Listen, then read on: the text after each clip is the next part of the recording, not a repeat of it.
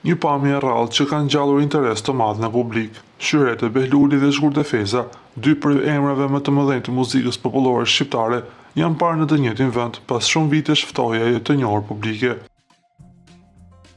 Ngjarja ka ndodhur në Mushtisht me rastin e përurimit të shtëpisë së kulturës Afërditën në praninë e kryetarit të komunës së Suarekës Bali Muharremaj, si dhe këngëtares tjetër të njohur nga i njëjti fshat Remzia Osmani.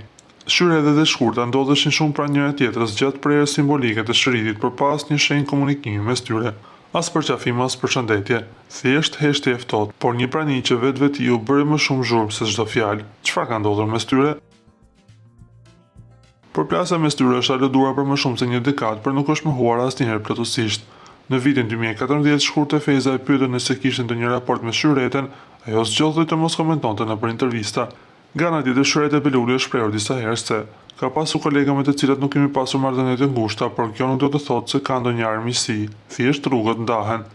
Burimet të afërta në industri kanë përfolur për një ftohje që lidhet me përplasjet për organizime koncertesh dhe rivalitete artistike, por asgjë nuk është konfirmuar zyrtarisht nga palët. Sido që do jetë e vërteta, ajo që ndodhi në Mushtisht është një moment i shënuar për muzikën popullore dhe showbizin. Dy biletarët në të njëjtin vend, pas kaq shumë vitesh largësi, ndoshta nuk ishte pajtim, por ishte një fillim në heshtje.